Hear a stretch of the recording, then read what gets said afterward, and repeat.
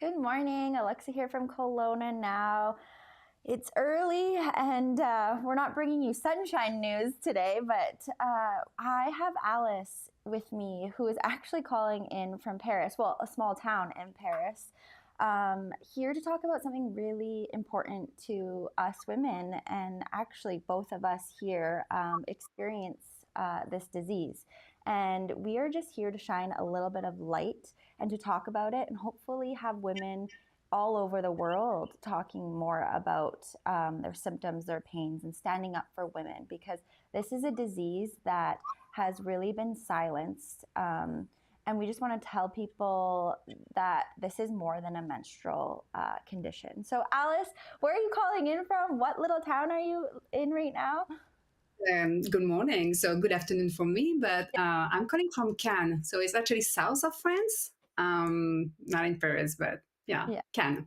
Mm. I'm like, she's calling in from Paris. So I'm like, no, I know it's a small town It is a outside small town. outside of Paris. Okay, well, Alice, I just wanted to say thank you for jumping on and being vulnerable today and sharing a little bit about your experience with endometriosis. We know that this is a disease that is hard to diagnose. So, can we start off with by asking a little bit of when did you first start feeling symptoms, and when did you kind of learn about endometriosis?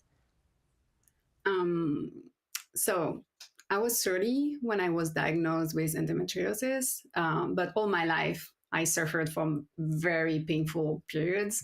And you've heard that it's normal. Like you're a kid, like you're 10, you're 11, you're crawling on the floor, and everybody say like, "Oh, it's normal. You're becoming a woman."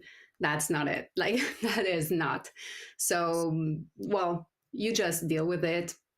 And then I was 30 and I experienced real sharp pain. Like I would uh, pass out at work. My coworkers would call ambulance, and so nobody would find anything. That doctors would say like, "Oh, you're too stressed." I wasn't stressed. um, so it would take months to be diagnosed.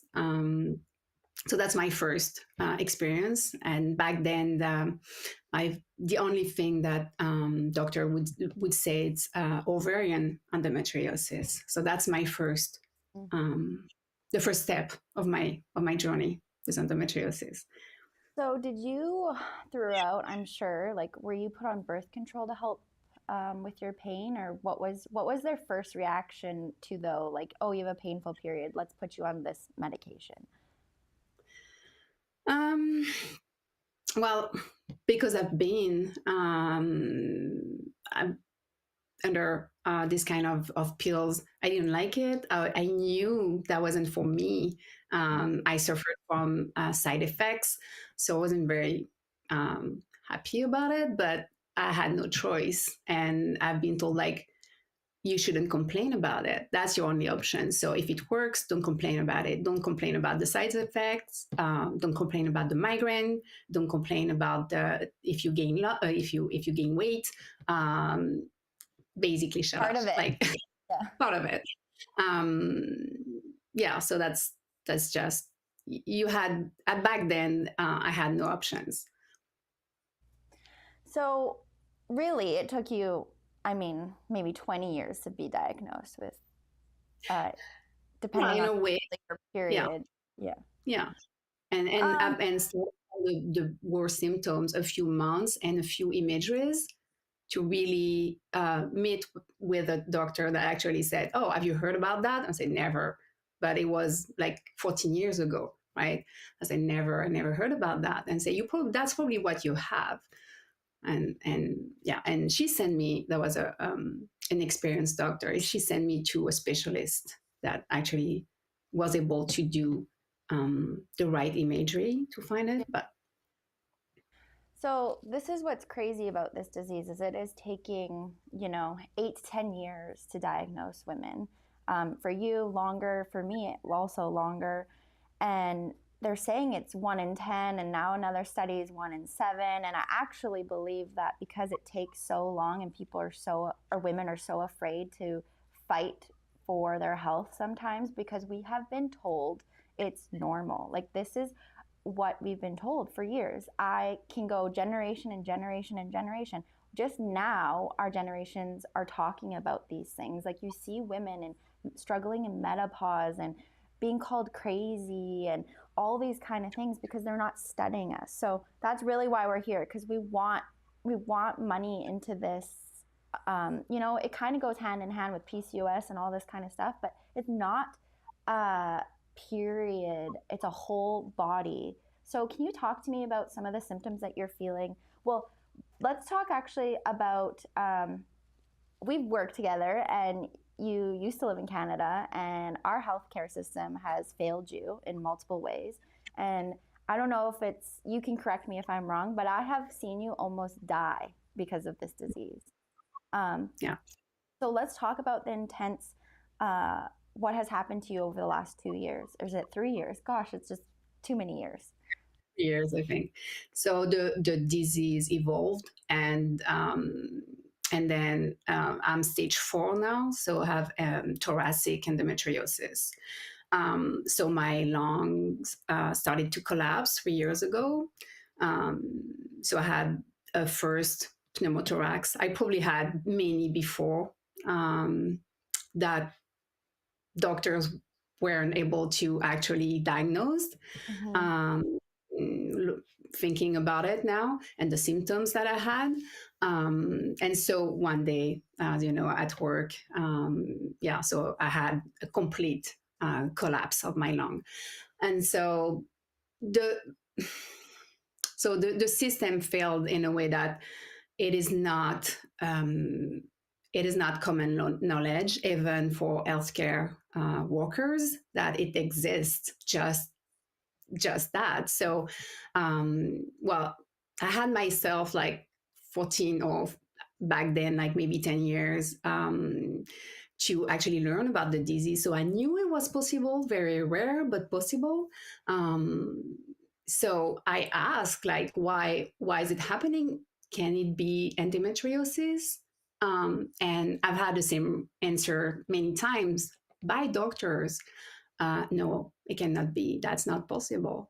And so I kept being really sick and going to the hospital, being hospitalized, and having tubes in my chest. Like the kind of going through hell, just because nobody wanted to look at the reason why, and endometriosis in particular.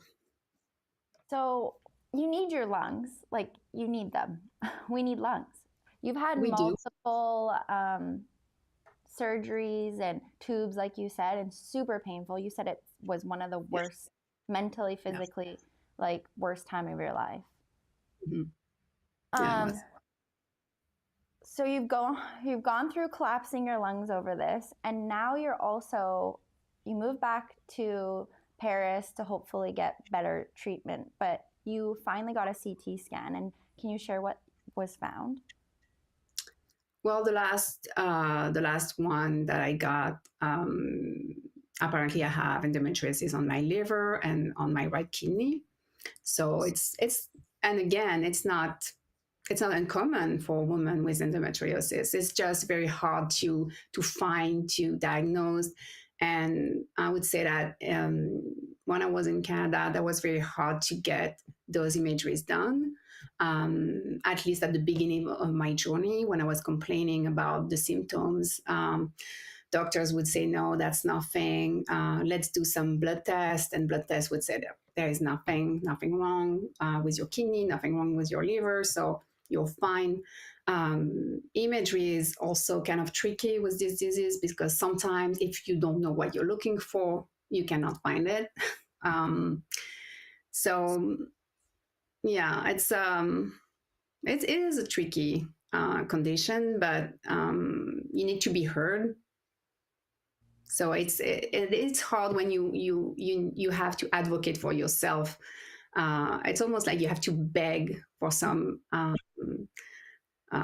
basic tests. Well, I So it's just kind like of well, it's like gaslighting. Like you're getting gaslit everywhere you go. I mean, I know that you've experienced that. I've experienced that. Even with close friends and family, like people cannot see. Like right now, you and me look like healthy women. Like we look like there's nothing wrong with us. But can we talk a little bit about more of the symptoms that we you feel? And like I know that I struggle with, like I feel like my bones hurt, like I feel bruised all over. Like can you talk Yeah. about what you're experiencing, and especially with now it being, I mean, you maybe have had it on your liver and your kidneys way longer than we think, but what are these symptoms you're feeling? So the symptoms that you just mentioned, they're real. Like you have pain in your joints, like all the time. Sometimes you cannot. So it's not actually all the times. It's a cycle, right? So it comes and goes, and sometimes you cannot even get up, and that's the worst because you're like, oh my god, like I'm gonna need a wheelchair. Like I'm so young, and as you said, sometimes some days I feeling great, and so the next day you're like, I cannot move. I Yeah, like am how did I go from this extreme to like, yeah, exactly. And so the pain is real. So joints, it's a big one. Like joint pain is a big one. Chronic fatigue, and it's not like, oh, I haven't slept for a few nights and I feel like I'm a bit tired. Like it's debilitating. Like it's you crash out. Like there is no way you can go through one day. Like it's I don't know if, and again, like there's a lot of gaslighting about that. Like when, and I know a lot of people have different conditions, and they need to be heard about that because that's a real symptoms. And if you have that, that's not normal. That is not normal to have that. To be fatigued like that, to be exhausted all the time, that is not normal. Um, and so obviously there is the pain on organs. So yeah. if you have the pain on your liver all the time, not normal. If you have kidneys on your back, not normal. Ovarian pain during your period, if you cannot get up, if you have to stay in your bed, not normal. If you throw up, I know my Normal. daughter has, she threw up for 2 days. That's not normal. Um, yeah. So and for I had so catamenial pneumothorax, so meaning it happens every month with my cycle. So I had this shoulder pain. That was the main symptom. So again, if you have this kind of symptoms, go consult and yeah, insist on having some tests because getting some tests because that's not normal. So, this disease has changed your life. You used to be, I mean, I feel like it's gotten worse. So, I've always known you as active, eating healthy, taking care of you, and which is so crazy because I didn't know what endo was until I think actually you came into my life because I don't know, nobody told me what this disease, what it's like. So the more that you talked about and I started to see you suffer and I'm like, oh, I have similar symptoms or like I have, so like within just like the last year and a half, I've really done a lot of research. I've, learned about the disease, but like I'm 33 years old. Like, why am I learning about this now? Why has nobody talked to me about how important my lifestyle, and I don't know if it's the age you hit 30s and your body already is naturally, but it is extreme. Like the fatigue is insane. Like I can't even clean my house without taking a break. Like my house isn't that big. Yeah, I do the dishes sometimes and I have to sit down. I hear I, you. Yeah. so why why is it taking so Well, long? it's a woman. The easy answer, it's a woman condition, so it's not really interesting for half of the population, I would Yeah. say. And also, it's very hard to diagnose. I mean, it used to be hard because in some countries we have saliva test. Mm-hmm. So, and I think, um, yeah, some countries like Portugal have some days off when you have this I saw condition. that. Yeah. Yeah, so we're not equal. Like it's depending on the countries, but um, Yeah, it's a woman condition would be a short answer, and I think the lack of information, the healthcare professionals education about that is astonishing because, and even here, I think the awareness is like more advanced, but sometimes I keep going to see a specialist and they're like, oh, thoracic endometriosis. I don't think, is it a thing? I'm like, yeah, it is a thing.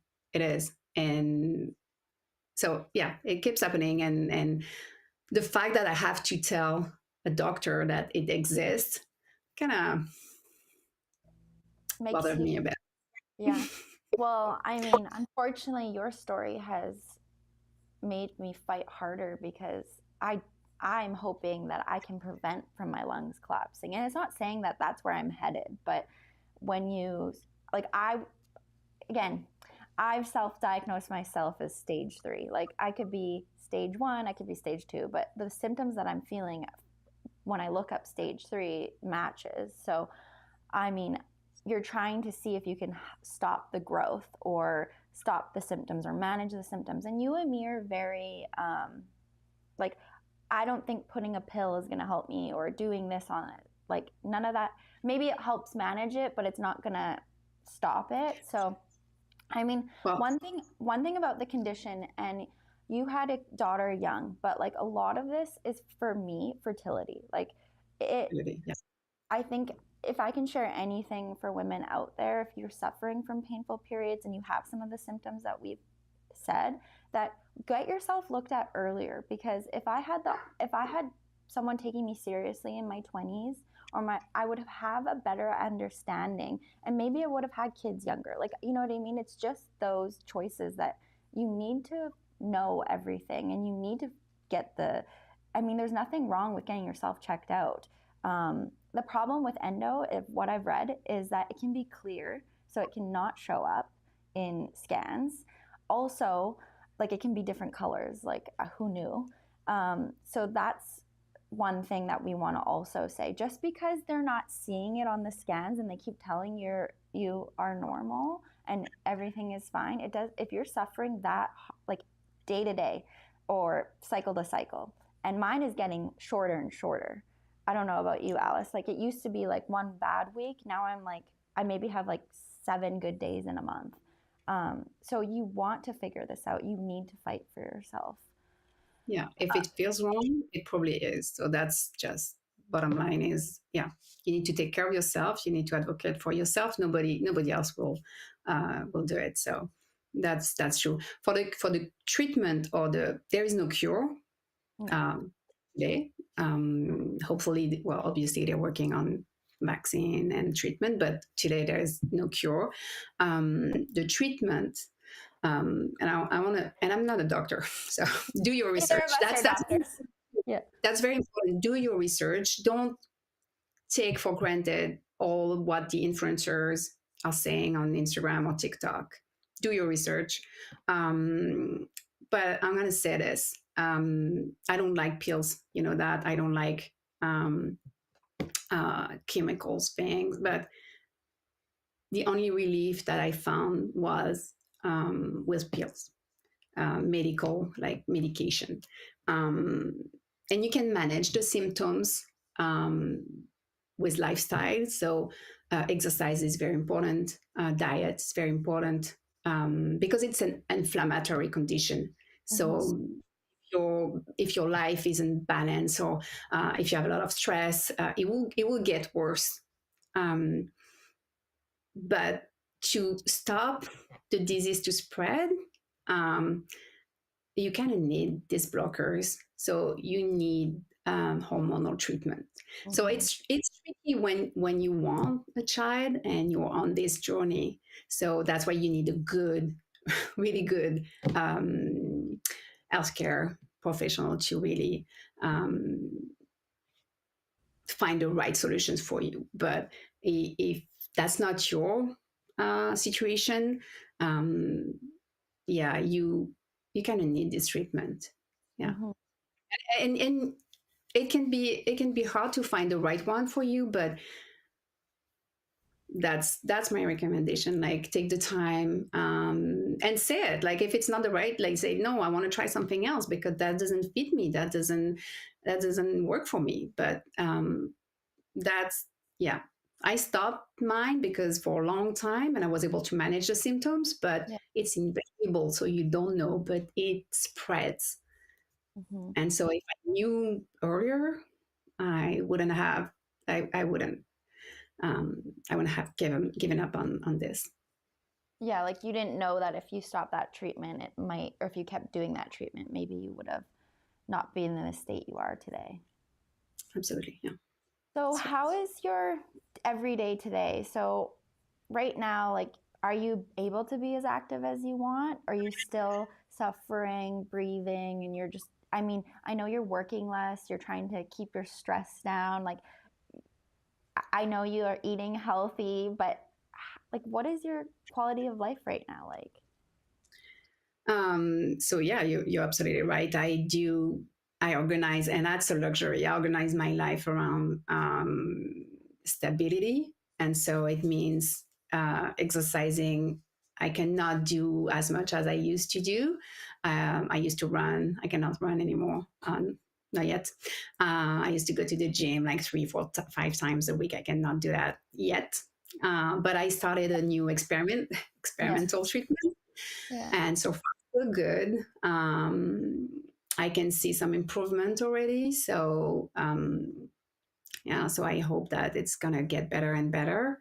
Um, I also, so in France, they have this kind of holistic approach of the pain, and so it's a bit, yeah. So when I had my surgery, my lung surgery, the last one in Canada, that was it. I had the surgery, and then nothing. And here they run some tests. They're like, well, you need some re-education for your lungs, so we're going to do this and this. And so um, so it's a bit more structure. But I want to say a big shout out to the Vernon Hospital, Yeah. because the nurses and the radiologist and everybody there was pretty amazing. They kind of saved my life. So I'm very grateful for the team there. So yeah, I want to say that. Yeah. Very nice. So why do you think it's so important that women and people start speaking more about this and talking about this? Because I feel like you said it earlier, but you're kind of going to your doctors and you're like, well, no, I've read all this stuff. Like, I've read books, like, I've been telling people, well, you can get endo on your lungs. I know somebody. And they're like, nope, you can't. Nope, you can't. That's not a thing. And I'm like, no, like, you can get it on all your organs. And people are like, no, no, no, no. Doctors, no, no, no, no. But it's like, why is this important, Alice? Why are we here today talking about this? As we discussed many times, but if we can help one, only one girl or woman out there, like, that's important. If you feel the symptoms, um, you need to advocate, you need to push back. For if a doctor say no, that cannot be it, ask him or ask her, like, why is that? Like, what do you think? Are you sure? Like, can you deny this diagnosis? Can you read on something? And then if you have a second opinion, or, like, you kind of need to push them a bit, to be sure that everything's going to be done for you in your own interest. So we're talking about that because people needs to know, like, for your daughters, your sisters, like, every woman out there, like, that's too important. It can really um, damage your quality of life. But not only that, we know that now that that can almost kill you in some situations. So um, that shouldn't be overlooked like that. And the Yeah. gaslighting is just so Yeah. so annoying, Well, it's so just like annoying. it's so hard to manage all the symptoms and pains and then for people to actually just be like, no, you're like, it's in your head, you're fine. And you're like, you just go from like, and then the stress, you're not supposed to get stressed, and then you're more stressed. It's just a rough, it is a cycle. It is a cycle mentally and physically that I'm finding that like I have to manage my mental health around it, but I also have to manage my physical. But then your physical is so bad sometimes that it shoots you down into the really depressed, dark days. But then you do get that day where you're like, oh my God, I'm a 4 out of 10. I could like watch out. Like and it makes you appreciate things so much more. But I think what I really want people to know is that it's even the younger girls that are in high school and they're, it starts with young little Alice and young little Alexa. If your daughter is struggling with really bad cramps, missing school, that is not normal. Like, get her looked at earlier or get her on a lifestyle. Like, I mean, I ate lots of sugar as a kid. Like, like get her already helping managing these symptoms. Like, I find acupuncture is great. Red light therapy is really big, and there's medical grade. In Paris, Alice was sending me links to this ultrasound massage therapy thing. Like, I think by the more we talk about it, and we see it in other countries like Australia, all over, that they are studying this disease, but we need to keep fighting for it, and we need to keep not dismissing women for how they feel, so that we can actually have money and research put towards these kind of diseases. And the thing with endo is usually it comes with a cousin or a relative or whatever they're saying, that you usually have, like, you're waiting on a bunch of tests right now to see how many other autoimmune diseases you have. Mm-hmm. Yeah. Yeah. Well, we don't know, but and actually, like the research is progressing. So now we used to say like, oh, endometriosis at the beginning, it's genetic. After that, we say no, it's part genetic, part environmental, and then part environmental, part inflammatory. And now we're saying that, oh, it's autoimmune also, and so it's way more complex that they used to know and to think. So. So it's a work in progress, but we get there, Yeah. and the more we talk about it, I think faster we get there. Well, yeah, and hopefully that we can just, the more women share, is that you can avoid these intense scenarios like Alice. And Alice, I just want to thank you again for sharing a bit of your experience. Like, we could have gone just so in depth and talked step by step of, because you've been in it. Like, you have been fighting for your life, really. Yeah, that wasn't fun. Let's Yeah. put it that way. Yeah. I'm so happy that you are, still doctors don't fully know and they're learning with us, but I'm so happy that you're getting finally seeing some specialists. And I just want women to know that it is okay to keep fighting and do not get discouraged, because it is a lonely journey. It is. But It is. it's always good. I mean, whenever you're going through something, it's always good to talk to other women that that are suffering from that. I mean, Alice is being a big supporter of mine, and guiding, and we're all very different in this journey. We were saying you're stage 4 and I think I'm a stage 3, but there's women out there that might have endo all in their body, but they don't even have symptoms, and they could cut me open and they're like, yeah, you got like nothing. So it's a very complicated disease, and we just wanted to jump on and share some, I don't know if it was wisdom, but some awareness on this. And then maybe we'll come back on and we'll have more answers, and we'll be flying everyone to Paris to get That'd be fun. to get treatment. Okay, well, thank you so much, Alice, for joining me, and we'll jump on probably on another podcast down the road to talk more about endo. That's good. Thank you.